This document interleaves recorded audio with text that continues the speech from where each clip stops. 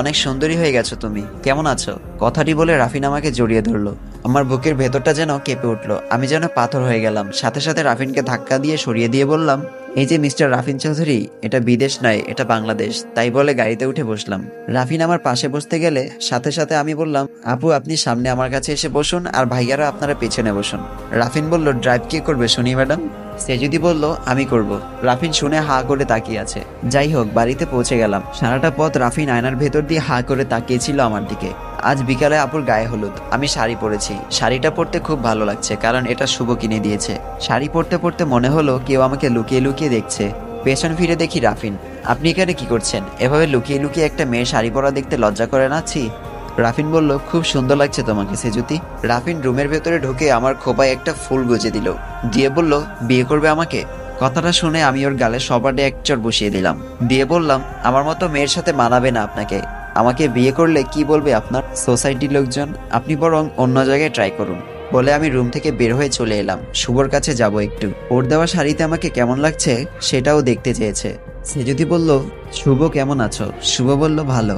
শুভ বলল, কি হলো চুপ করে আছো যে? শুভ বলল, আমার বউটাকে যে এত সুন্দর লাগছে আজকে সে কি জানে? এটা বলে শুভ আমাকে জড়িয়ে ধরলো, আমার কপালে একটা চুমু দিয়ে বলল, যদি আমি যেতে পারতাম, তোমাকে একা ছাড়তে ইচ্ছা করছে না সে যদি। আমি ওর কপালে একটা চুমু দিয়ে বললাম, তোমার বউ পালিয়ে যাবে না তোমাকে ছেড়ে, বুঝলে? যদি কেউ কেড়ে নিয়ে যায় তোমাকে আমার কাছ থেকে। আমি শুভকে শক্ত করে জড়িয়ে ধরে বললাম, আমি তো যাব না। বলে বাসায় চলে আসলাম। সবাই নিচে ভীষণ মজা করছে, কিন্তু আমার ভালো লাগছে না। শুভ থাকলে খুব ভালো লাগতো। ছাদে গিয়ে দাঁড়িয়ে আছি, কেউ একজন আমার মুখটা চেপে ধরে চিলেকোঠার রুমের দিকে নিয়ে গেল।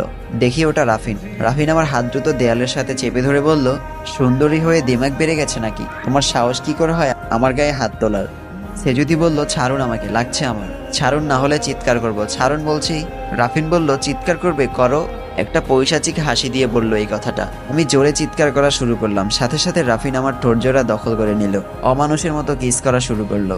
আমার চোখ দিয়ে অনবরত পানি পড়ছে। কিছুক্ষণ পর ও আমাকে ছেড়ে দিল।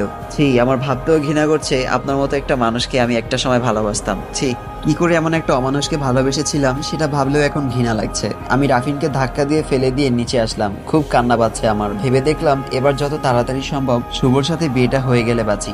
নিচে এসে দেখলাম আপুর গায়ে হলুদ অনুষ্ঠান শুরু হয়ে গেছে। মা বলল, কিরে সেজুতি, কোথায় ছিলি? আমি বললাম, এই উপরে ছিলাম মা। মা বলল, তোর আপু অনেকক্ষণ থেকে খুঁজছে তোকে, যা জলদি। আমি বললাম, আচ্ছা মা। আমি আপুর পাশে গিয়ে বসতেই আপু একটা রাগী লুক দিয়ে বলল, কোথায় ছিলে এতক্ষণ? আমার গায়ে হলুদ আর আমার একমাত্র বোনটাই হাওয়া। আমি বললাম, আপু আসলে রাফিন। ভেবেছিলাম আপুকে বলে দিব, কিন্তু যখনই বলতে যাব দেখি রাফিন হাজির। আপু বলল, ওই দেখ রাফিন, এই রাফিন তোকে খুঁজছে সেজুতি। আমি বললাম, আপু না।